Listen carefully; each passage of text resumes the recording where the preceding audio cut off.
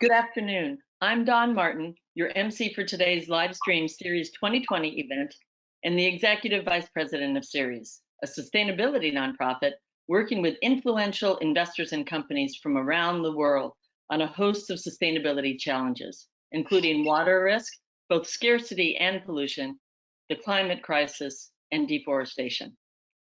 I would like to start today by saying that our hearts go out to all of those seriously affected by the global pandemic. And we're especially grateful to those on the front lines risking so much and working hard to ensure we all stay as healthy and safe as possible. I also want to thank each of you for participating. We realize that your personal and professional lives have been profoundly disrupted in ways really quite unfathomable just a few weeks ago. But your unflappable commitment and courage shown by your participation today is truly inspirational. The generous commitment and support of our speakers and sponsors who have stood by us on this digital journey to reimagine Series 2020 is also so appreciated and must be highlighted. We clearly would not be here today without your essential support. And somehow, against the odds, we were able to transform our intended in-person convening into a digital program together. The profound commitment and conviction of so many in our community to address the dual existential threats that are plaguing our global community is inspirational. Climate change and pollution discharges are threatening the very availability of water and water quality around the globe. With the compounding challenges of the immediate health and economic crisis, private sector leadership has never been more important to tackle these life-threatening threats. Thankfully, solutions are within our reach. The past year alone, a growing number of investors are recognizing water management as a business fundamental and factoring water stewardship as an economic imperative in their portfolios. One measure of this progress is in the Ceres Investor Water Hub, which is a working group of the Ceres Investor Network. It's grown to more than 120 members strong with $20 trillion in AUM. We see every day how investors are working to integrate water into their portfolio decision-making, and we are really encouraged by this progress. Additionally, an international investor-led coalition representing 11.4 trillion in AUM is making progress in moving the world's largest fast food companies to manage their water and climate-related risks in their supply chains. Several of these major companies are conducting water risk assessments and have committed to developing science-based targets for their agricultural supply chains. And in the coming months, we will be focused on how to retain and in some places regain our momentum on this critical issue. And we must define new ways of continuing our work in our new reality, but we will do so. And indeed, that is why we are all here today. Before we begin today's session, defining the value of water, I have a few housekeeping notes. Please note that, first of all, this session is being recorded, so you don't have to take notes, and know that we'll be providing all participants with a link to the recording shortly after its completion. If you have any questions, please also feel free to enter them into the chat box that's located on your control panel on the right side of your screen. And we'll do our best to answer as many questions as possible at the end of the session. And now, it is my great pleasure to introduce Mari Copeny, also known as Little Miss Flint and my new best friend. Mari is a 12-year-old activist and philanthropist who has dreams one day of being the next president of the United States. And I only wish you were older and it could happen faster, Mari. When the Flint, Michigan water crisis began, Mari wrote a letter to President Barack Obama asking him to see the crisis firsthand and to come to visit her. And he responded, and Mari got the chance to meet him personally, using her voice and her passion and her commitment to elevate the problem in her community. Since then, Mari has helped communities around the country understand the human value of water. Tell us what brings you here today, Mari. Water, the base of every living thing. The world is covered by it. Our bodies are primarily made of it. Nobody thinks about it. We just assume it's safe. We assume it will always be readily available. After all, it's just water, right? When I was 6 years old, A decision was made that caused a deadly crisis in my community. My name is Mari, and I'm a 12-year-old kid from Flint, Michigan. Most people may know me as Little Miss Flint. The decision that caused the crisis in my hometown of Flint was changing our water source. That switch was devastating for people in my community. Almost immediately, people noticed there was something wrong with the water. But the news and politicians kept on telling us that the water was perfectly fine. But the truth was the water was not fine. In some homes, the water was more toxic than hazardous waste. The water was eating away at our pipes, causing lead and other toxic chemicals to get into the water that flowed from our taps. Thousands of kids were exposed to lead. Rashes and respiratory illness was common. Several people died. Now over 30% of the kids in Flint need special education services because of the damage the toxic water did to our brains. It would have cost about $100 a day to treat the water and prevent this crisis, but the lives of 100,000 people was not worth that $100 a day for those in charge. Flint was failed by every level of the government that was put in place to protect us. Imagine being a kid and having to learn not to turn on the faucet, not even think about running the tap for a glass of water. Learning to take speed showers because the water was causing rashes for your family. Imagine having to watch your 2-year-old little sister have to be covered in a special ointment and wrapped in plastic wrap because her rash was so bad. The little things we took advantage of, like bubble baths, filling up balloons, brushing our teeth, boiling a pot of water, even getting a glass of water, were instantly taken away from us. The peace of mind knowing you were safe and secure was taken away. Members of my community were in full-on survival mode, lining up for hours to get cases of water loaded into their cars. Stores could not keep water on the shelves. At my house, we had a wall full of water. Packs of water were stacked up from the floor to the ceiling. Bottled water was the only source of clean, safe water. When the state decided it was no longer needed to provide bottled water to those who couldn't afford to purchase bottled water, people panicked. So I stepped up and I raised over $250,000 and gave out over 1 million bottles of water in Flint. But that was only a band-aid on the issue. An issue that is way bigger than the city of Flint. An issue that hundreds of thousands of people across the nation deal with. Having toxic drinking water. There are over 500 cities in America with lead levels over the APA action level. America has a water crisis. I wanted to do more to help. Something that didn't involve tons of plastic and waste. Something that was a long-term fix for those who need clean water. So I reached out to one of the top water experts in the country that has his own filter company and convinced him to partner with me. The result of that partnership, I got my own filter, and his company provides my filters at cost. They assemble and ship my filters and don't make a dime of profit. My filter is a high-capacity filter that goes under the sink and removes lead and hundreds of other toxic chemicals, and is one of the best available on the market.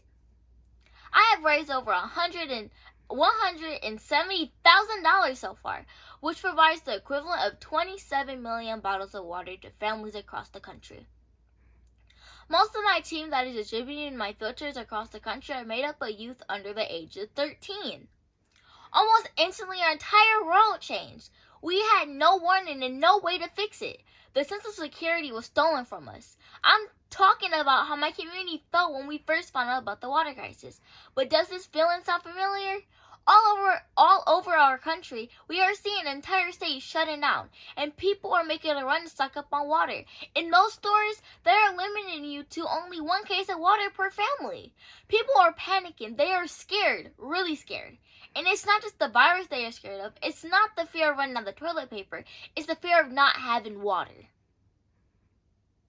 What is the value of water, you asked? What is the value you place on your time? What is the value you place on your health? What is the value of my generation's future? What is the value of human life to you? My name is Copeny. I'm a 12-year-old kid from Flint, Michigan.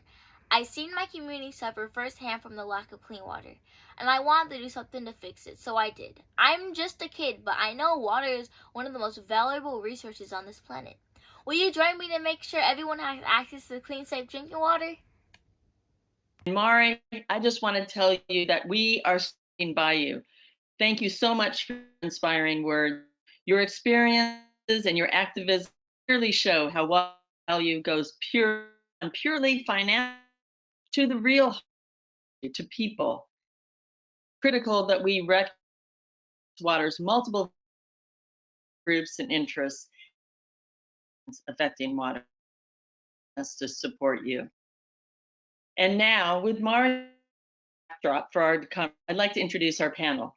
Moderating our discussion today is Ambika Jindal, who has been seconded by ING Bank, a company that has taken a keen interest in water for 3 years to focus specifically as lead of the Valuing Water Initiative for the government of the Netherlands. We're pleased to have you here today, Ambika. Launched in January 2019, the initiative aims to implement the United Nations and World Bank principles on valuing water to bring systemic change in a way that water is valued in decision making. We're particularly excited to have Ambika join us today, as she'll be announcing a new partnership between Ceres and the government of the Netherlands on our new Valuing Water Finance Task Force. Next, we have Sarah Wilson. Sarah is the Senior Director and member of the Responsible Investing Team, Nuveen, the investment management business of TIA. Sarah works to integrate environmental, social, and governance ESG factors into investment decisions across asset classes. She also measures the environmental and social impact of the firm's own public and private investments. Sarah represents Nuveen with the Ceres Investor Network and the Ceres Investor Water Hub. She supported Ceres in the development of our Investor Water Toolkit, the first ever comprehensive resource to evaluate and act on water risk in investment portfolios. And for that and for everything you do, Sarah, we are greatly appreciative. And our final participant today is Jay Famiglietti. Jay is a professor, a hydrologist, and the executive director of the Global Institute for Water Security at the University of Saskatchewan. He and his team use satellites and develop advanced computer models to track how freshwater availability is changing around the world. Their pioneering work on remote sensing of groundwater depletion has influenced water management and policy innovations from California to India. And so with that, I welcome all of you, and I turn it over to Ambika to lead our discussion.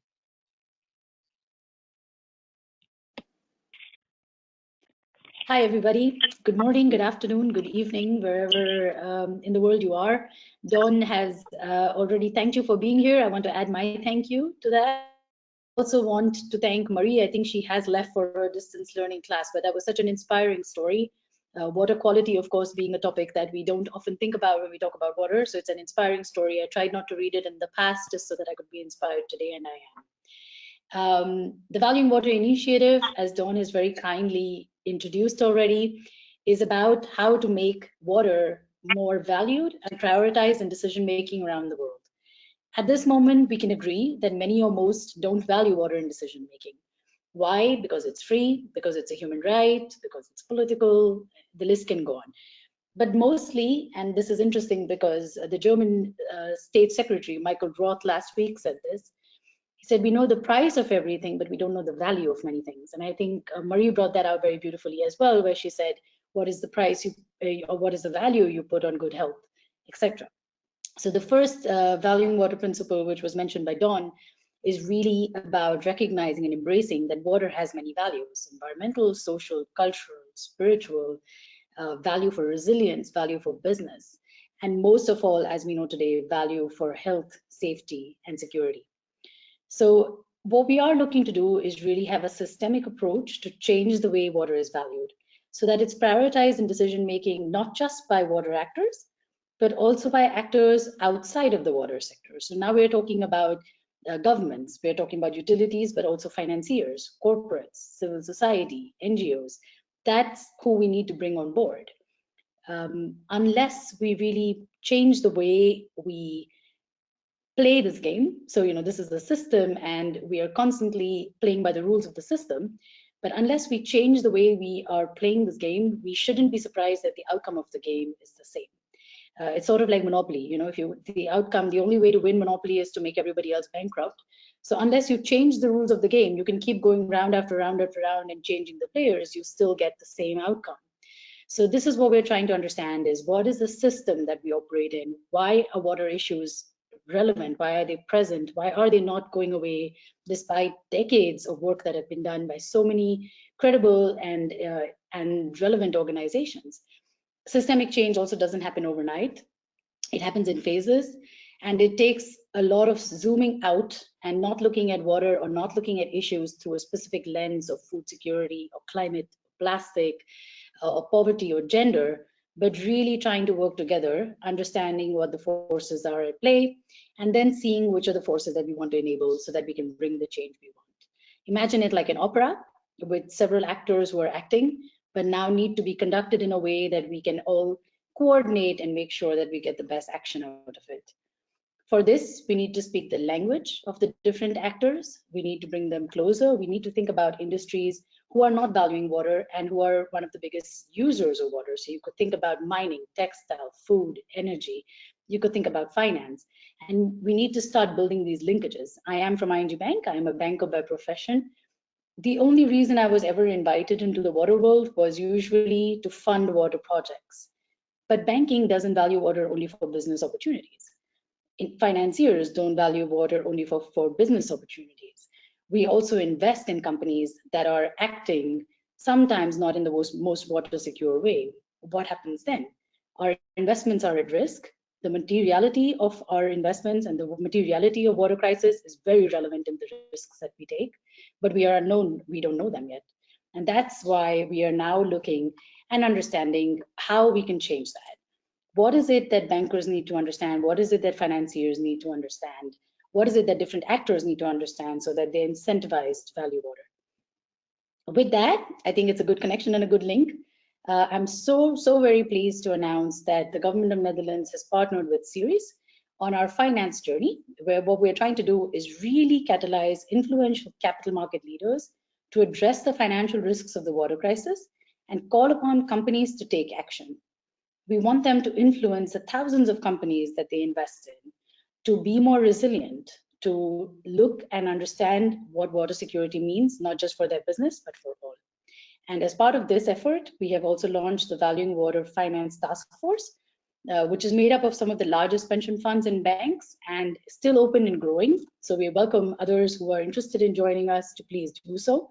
But let me please share the names of our front runners who have already started with us. These are California State Controller Betty T.E., New York State Comptroller Thomas P. DiNapoli, and New York State Common Retirement Fund, California State Teachers Retirement System, which is also CalSTRS, Sweden's AP-fonden, AP7, and Sweden's SEB Bank, New York State City Comptroller Scott M. Stringer, and Government Employees Pension Fund of South Africa. So this is a great task force that we're starting with now.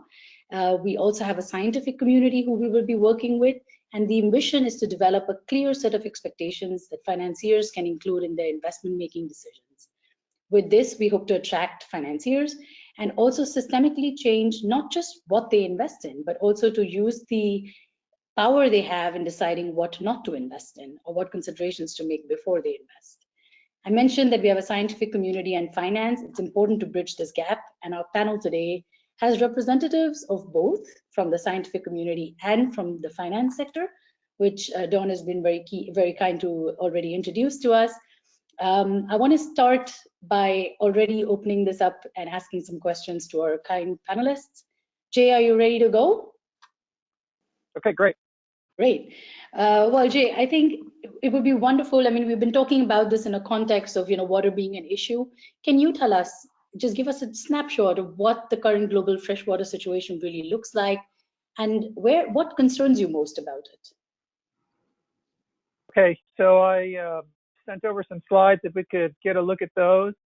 I can't see them on my screen. There we go. Okay, so if you can advance one click. So first of all, what are we looking at here? We're looking at a map that was produced using a NASA satellite called GRACE, Gravity Recovery and Climate Experiment. GRACE is unusual in that it works a little bit more like a scale than it does, say, like a telescope or a camera in the sky. It actually weighs the water storage changes around the world, and that's what we're looking at here. We're looking at the rates of change over this 15-year period from 2002 to 2017. of how all of the water, all of the surface water, snow, groundwater, soil moisture is changing all over the world. And the blue colors represent places that are gaining water, and the red places represent places that are losing water. So the first thing we're looking at here, the ice sheets are melting away. Greenland and Antarctica, these deep red spots are losing a lot of water. You can advance, go ahead. Maybe advancing a little too fast. So let's go backwards. That's fine. That's good right there. So we've got ice melting, Greenland, Antarctica, glaciers like Alaska, Patagonia, down on the southern tip of South America. So of course that's climate change driven. Okay, advance one, please. And we have some climate change redistribution patterns here. We see that the high latitude areas of the world are blue, getting wetter, and the low latitudes, the tropics, are blue and getting wetter. And in between, in the mid latitudes, see all those reds and yellows, those places are getting drier. So that's a sort of background pattern that is affecting the entire world. Next, please. So the next thing we're looking at is the appearance. We hear a lot about the extremes of flooding and drought changing, and they're starting to show up in these maps. So those red spots are places where drought has been a huge problem, and the blue spots that are labeled there are places where flooding is starting to be a big problem, and this represents the cumulative impacts of that over the last 15 years. Advance one, please. And so this is the one that really, I mean, it all is of course incredibly important, but this is one that's kind of a focus area of research for me. Now what we're looking at is the depletion of groundwater from the world's major aquifers. And this depletion is happening mainly because of course, because of overuse, but the real driver is agriculture and food production. So these are the world's major aquifers. Most of the water for irrigation comes from these aquifers. They're being overstressed to the point of being past tipping points. Over half the world's major aquifers are in fact being depleted, some of them quite rapidly. So not only is our water security at risk, but our food security is at risk, our climate resilience is at risk. If you could advance one. So here's the global picture altogether. So what we're looking at really is a human impact on the redistribution of water, either through climate change, that's the ice sheets melting, the broad patterns of redistribution, the increasing extremes of flooding and drought, which are also driven by climate change, and lack of water management when it comes to groundwater. So this is the human fingerprint on global water availability. You asked my concerns, Ambika. My first major concern is that not enough people know about this. And for a write-up of this, I point you to an article that I wrote for Pew Trust Trend magazine. If you just Google a map of the future of water, you can find an explainer piece. My concern is that our groundwater is disappearing, as I mentioned, threatening not only our food security, not only our water security, but our food security. Another concern, I don't think we're really prepared for the social, the economic, the political implications that this map suggests. There's changing access to water and water availability. The blue spots are, there's haves and have-nots that are developing. There is a need. I'm concerned over the need for groundwater governance. I mean, the reason that a lot of those aquifers are in the red is because there is no global groundwater governance in most parts of the world, even in the most developed parts of the world. There is a need for new international agreements about sharing water. A lot of those spots are transboundary, they cross political boundaries. And yet most water agreements are based on surface water and for rivers and have nothing to do with groundwater. And then of course there's the potential for conflict and climate refugees. And we've seen some of that in the Middle East. So I'll wrap it up there in terms of the big picture and my concern. Thank you, Jay. I think it's this invisible water, and the conversation around it indeed is so important. So, I mean, we understand it's a dire situation. We understand it gets exasperated every day as we, move along, especially also with this crisis and the usage of water there. What do you think, Jay, that we need to change to appropriately value water? What should we be doing differently, or how should we be thinking about this differently? Yeah, that's an excellent question. I think that a fundamental thing that we need to do is really recognize that we use more water than we have available to us on an annual renewable basis. So we need to be providing that information for different regions around the world, how much is available on an annual renewable basis, and adjust accordingly. We need to be thinking holistically about our water supply. We can't really separate the surface and the groundwater. Many places just manage the surface water and not the groundwater. We need to manage them both together. We call that conjunctive water management. We do need to advocate for more exploration. You know, if these were oil reservoirs, they would have been fully explored, but that gets to the value of water. It's not valued properly. So we haven't actually done the exploration that needs doing. And so globally, we need to, and within nations, we need to come and work with industry to advocate for that exploration. It's ridiculous that we don't know how much water we have. Along those lines, we need to be doing more measuring and monitoring and reporting of groundwater and surface water quantity and quality, and sharing those data across political boundaries. And again, back to the political transboundary issues, we need to recognize that groundwater in particular, the last set of red spots that I showed, is a critical part of our national and international water supplies, and again, included in some of those transboundary agreements. Yeah, seems like we have a lot on our hands. I'm going to turn to Sarah. Sarah, you work for, of course, for Nuveen as a responsible within the responsible investing department. What is it going to take for Wall Street to really start engaging with us to understand water more systematically and meaningfully and take action on that? Yeah, thank you, Ambika. So I think from an investor perspective, we really need to see a deeper integration of water risks into the tools that investors already use. And we also need the action to come from other parts of the public sector that can help us move from a voluntary approach to more of a mandatory approach around disclosure and around pricing.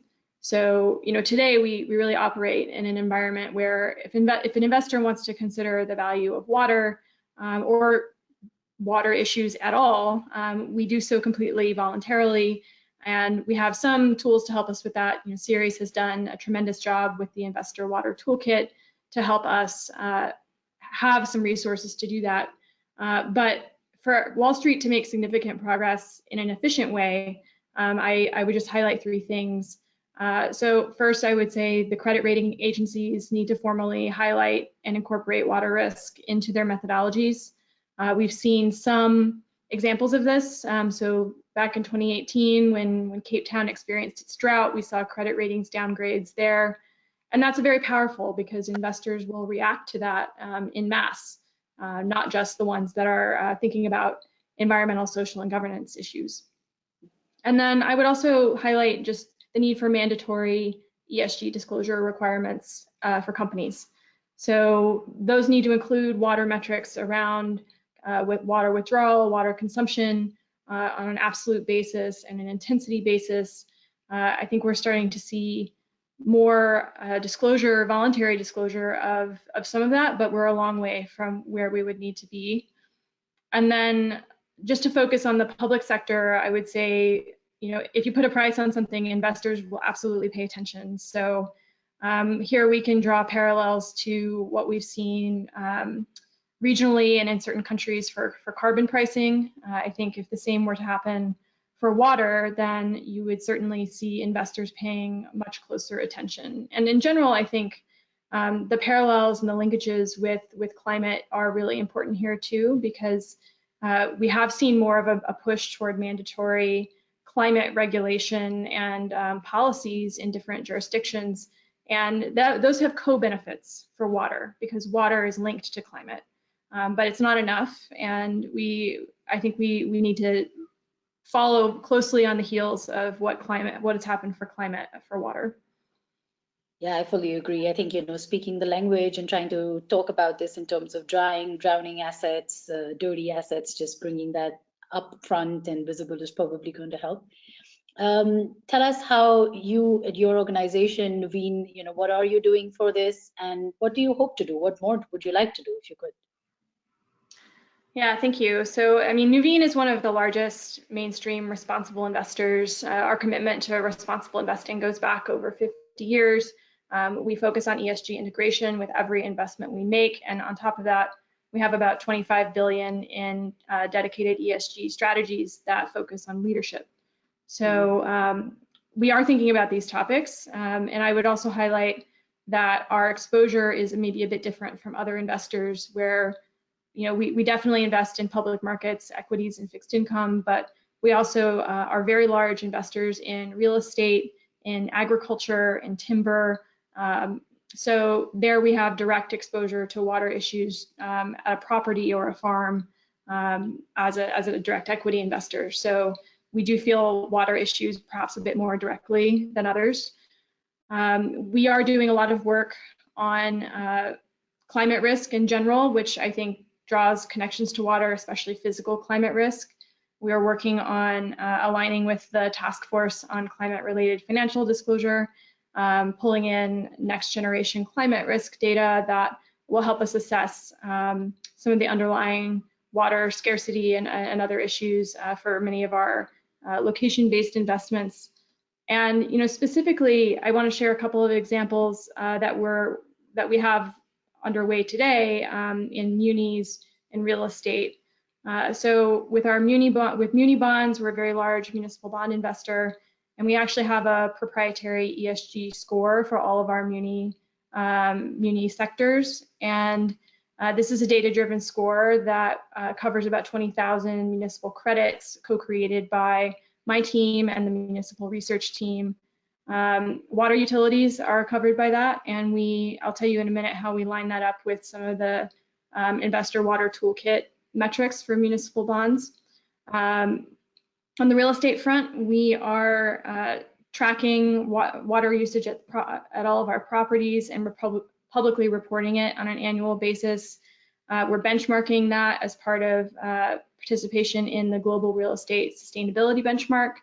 And then we're also engaging directly with those properties to measure and reduce water consumption. So we're bringing in engineering consultants to perform water efficiency audits. We're also providing guidance to properties to help educate occupants around reducing consumption. And then just lastly, I would highlight how we invest in solutions. So we invest in a number of sort of impact bonds in the water space through our core impact bond fund. So for example, we invested in the world's first sovereign blue bond issued by the Seychelles to protect marine areas. And we also report on our positive impact achieved through that strategy. So last year, we saved, the investments that we made saved over 46 billion gallons of water. They delivered over 1 billion gallons of clean drinking water per day. So those numbers are all publicly available, and I think kind of hopefully set the standard for transparency on positive impact as well as just risk management. Sounds like a lot, and I can imagine mainstreaming water is a difficult task, so congratulations to your organization to be able to do that. But what more would you like to see? I think that is also an interesting component of the question. What more would you like to do, and how do you see it go okay? Do you see challenges in it? Just would love to hear. Yeah, I mean, I think we are still struggling with data availability. In the case of the Muni project, I think we can measure some things that we are interested in. So we're lining up again with the toolkit metrics on things like water supply, age of water infrastructure, regulatory non-compliance. So all of our Muni water utilities, we look at data on all of those things, and that's available to our investment teams in sort of their day-to-day process. There are other things that we can't yet measure.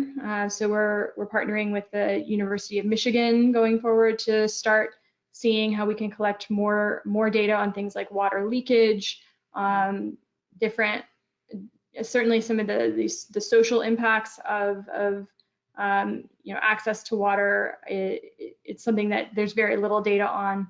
Yeah. And then, that's all on munis. On the corporate front, I think we are still struggling with lack of company disclosure. So I can share a couple of statistics here. We have, I'll just draw parallels to climate. So around 95% of the companies in the Russell 1000, which is a large corporate benchmark, report carbon emissions, or at least have estimated them. 28% of companies report water use right now. So it's a big gap. And then if you look at water recycling, that number gets cut by a factor of 4 down to 6%. So it's quite stark, the data gap that we face. And I think that's where mandatory disclosure can really help. I'll just mention Nuveen has been active on that front. We helped draft some language on the ESG Disclosure Act that has been considered by the House Financial Services Committee here in the US. And that is a really exciting thing that may not move forward immediately, but we ultimately do see a role for the public sector and the SEC in helping fill some of these gaps. Thanks so much, Sarah. I think it's so useful when we have and understand what the water sector needs to do to get this movement going also from your side. So I'm taking notes virtually, and we hope to get that moving. Jay, back to you. I mean, we've been talking about the dire condition that water is in, whether that's surface or groundwater. We also understand that it's increasingly coming under more and more pressure. So this session is about valuing water and the value of water. What kind of stakeholder do you think is going to suffer the most from a drop in the value of water that they have? What value that water bring to them, and where do you see the drop happening for which stakeholder? So first of all, if we think of nature and the environment, and that includes humans as stakeholders, which we should, then we have the most to lose. We're losing biodiversity. Our rivers and our groundwaters are treated like our national and international dumping grounds. Our land is degrading. Our capacity to replenish our groundwater has been greatly diminished because of mostly because of urban development. So that's number one. It's us, and all the things that you talked about it in your introductory remarks, including just the beneficial, in addition to environment, the things that are important to us spiritually and culturally, all that's being lost. So beyond that, I think any industry stakeholder will be needing to put a lot more effort into finding and securing water sources in an ethically and environmentally sustainable manner. And I really foresee the need, because of the continued degradation and disappearance in some places, the need for much more treatment. So, more difficulty securing sources, and the need for the water that, the quality of the water that we're going to have access to when we think about going deeper into groundwater aquifers. That water naturally degrades, even without industrial contamination. That water naturally degrades as we go deeper into our groundwater sources, which will be coming under increasing pressure. Government and utility stakeholders, I think, are particularly vulnerable, especially when we think about water and power utilities. And one of the main reasons is that really, I didn't talk much about it, but the increasing variability, right? That the flipping and flopping between increasing intensity of flooding and drought. That's going to be a bigger part of our future. We're seeing it here. I saw it when I lived in California. We're seeing it here up in the prairies of Saskatchewan. And so that becomes a huge challenge when it comes to providing, say, a reliable supply of potable water around the world. And that, of course, relates directly to energy. So those are three examples.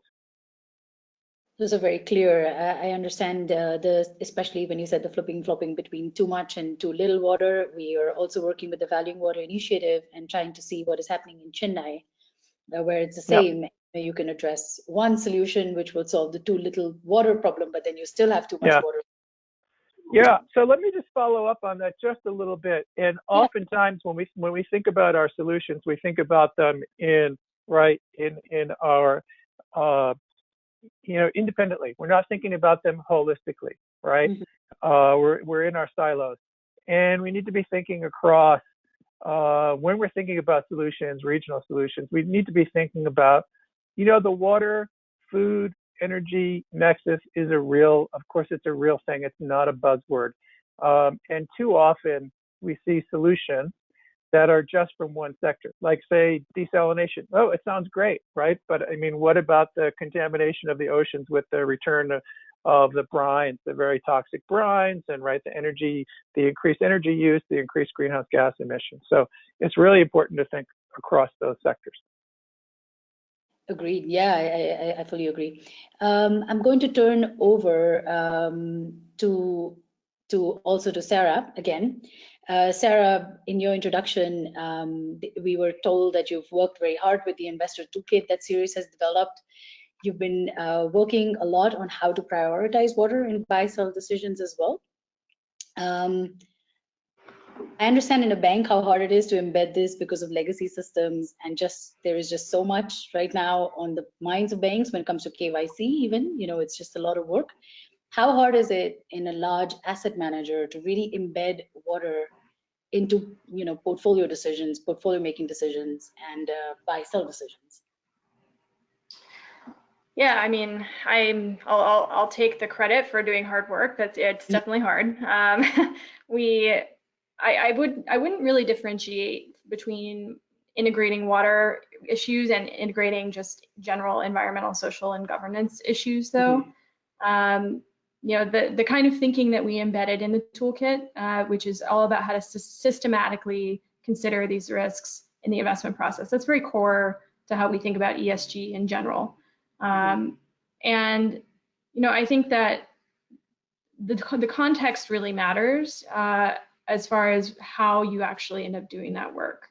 In the context of an ESG strategy that we would offer to an investor who's very concerned about only investing in leading companies or leading municipal issuers, I think it's more straightforward because we can put in rules-based process that says, okay, only municipal issuers that score well on our score are eligible to be invested in. And that makes sense based on the client's objectives for that fund. But where it becomes more of a gray area is when you're trying to embed these topics in every investment decision that we make, and there's no clear client objective to meet.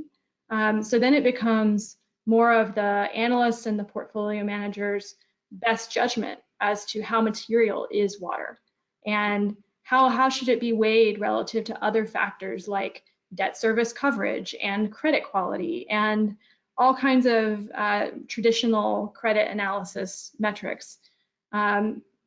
What we've seen is that, I'll just keep running with the Muni example. We're seeing these issues being used almost in a tiebreaker sense. So if you have two municipal water utilities in Florida, let's say, and one has many fewer EPA violations, and newer water infrastructure and less water supply risk according to Aqueduct, which is the WRI tool, but it's very similar credit quality, then our PMs and analysts are increasingly saying, okay, I'm going to go with the one has less risk, right? So I think that's sort of the low-hanging fruit, is just to use it in sort of a tiebreaker way. And but it's a journey. Over time, we're going to build up more understanding and appreciation for these issues in our investment teams. We're working on that every day, and so more to come. Yes, trade-offs. It's all about trade-offs at the end of the day, and it's good to understand why people are choosing something else over water. I wanted to ask you, Jay, the Global Center for Water Security, you're partnering with the Valuing Water Initiative. what makes you most excited about this, and what do you really hope to achieve from this? So we need to get the message out on our side, right? The scientists that are doing this kind of work, the stuff that I talked about this morning. I think it's a fair bet that many of the people that are on the call, unless they've seen me or some of my colleagues speak before, haven't really seen that picture before. Yet it's critically important. So we need to get that message out. You know, really to a lot of your industrial partners, all sectors of the economy, which are really using the bulk of the water that's withdrawn from surface and groundwaters. So, you know, another way to look at it is that our institute, the Global Institute for Water Security, is not going to be moving the needle on global water security without partnering and without collaborating with industry. Second thing, and I think this goes to something that both you and Sarah have alluded to, universities, university research institutes like mine, I think have an important role to play, and that's to provide you folks with the best available science, okay, to nonprofits like Ceres, which often are disconnected from the frontline research, and sometimes have to rely on data that comes from basically boundary organizations. And the boundary organizations don't always have access. I mean, they take things that are out there and that have been published and might be several years old. But yet the water picture that I showed you is one that's changing very rapidly. So this is a role that you know, I'm hoping that we are playing with nonprofits like Ceres. Very nice. You're absolutely right. I think the collaboration of these three parties is very important.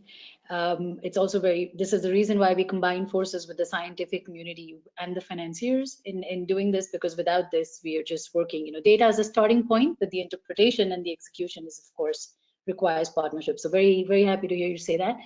I think what we're going to do now is the patient audience who has stayed with us, even through some of our technical difficulties and through watching all of us on webcams rather than being there in person. Dawn, can you please help us to answer maybe some questions that have come in? Yeah, absolutely. And thank you so much to all of you for your insights and your vision. It's been incredible to watch you sort of maneuver some of these issues that we all struggle with. You know, we've got to figure this out together, how we're going to capitalize the capital markets and drive corporate action here. So again, thank you.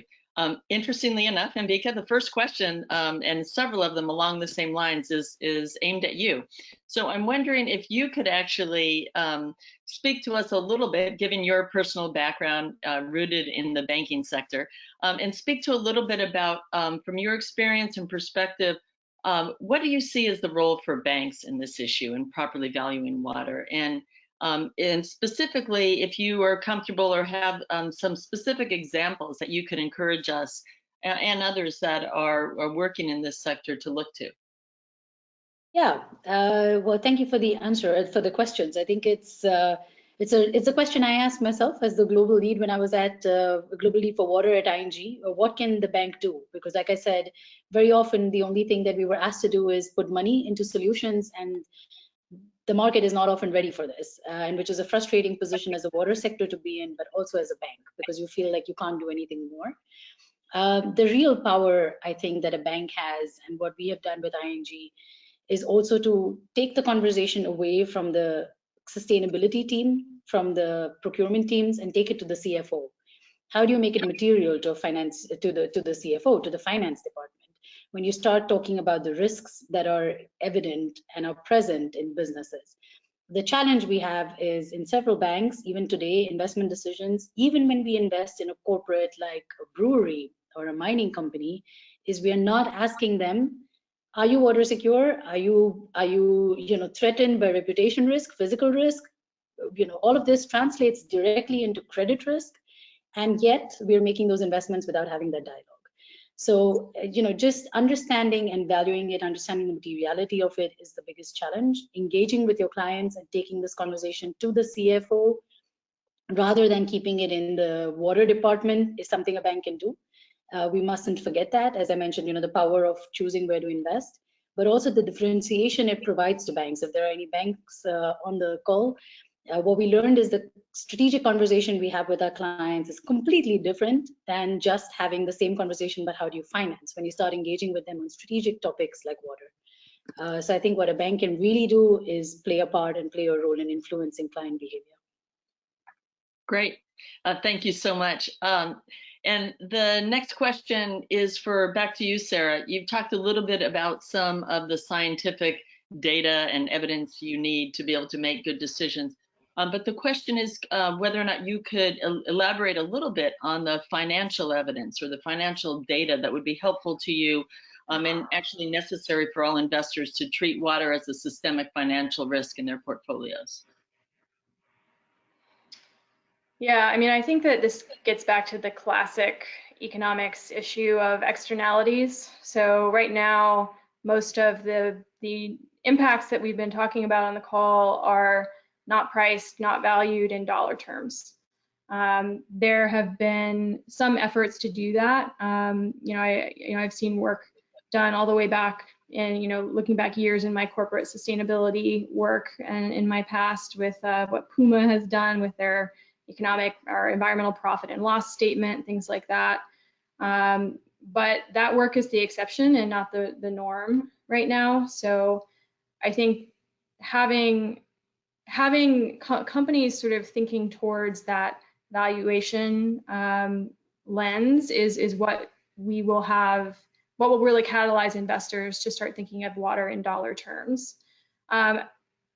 It doesn't have to just be through voluntary corporate action. I think if the government decides, at a local basis or a regional basis to price water in the same way we're starting to talk about pricing carbon, then again, that can be easily translated into bottom line impacts by investors. I think maybe some of the steps to get there is seeing targets being set, seeing shadow prices on water being set and being taken into account in the investment process, both within the buy side by asset managers like us, but also within companies in how they allocate capital internally. So I think some of those steps could help us increase the likelihood that investors can value water financially, but it's definitely, it takes multiple actors making strides in this case. Yeah, absolutely. And a really good point talking about the role of policymakers in your previous comments around the SEC and others. So we stand by ready to support you and work with you on all of these issues. I'll turn to another question for you, Sarah. The question reads, we've seen investors start to make portfolio-wide commitments related to the carbon footprints in their portfolios. Examples include the Net Zero Asset Owner Alliance, or 2 weeks ago, the San Francisco Employees Retirement System. Do you foresee analogous portfolio-wide commitments being made by more asset owners and asset managers on water risk in the year or so ahead? Go ahead. No. How about now? Gotcha. Okay. There might be a little background noise. Sorry about that. Working from home, always fun. So in the year or so ahead, to be totally honest, I do not foresee that. I think that climate is dominating the conversation at the moment, and I'm leading our work on climate risk inside the firm. So I'm constantly trying to get people up the learning curve on that topic. And where I think you'll see water come in is probably more as a subset of the climate work. So where investors get really serious and asset owners get very serious about climate and setting targets, I think there will be sub factors that help us measure progress toward that target, and the water tie-ins to physical climate risk, and whether it's through scarcity or too much water, through extreme weather events, all of that could become data that investors will track as part of these commitments.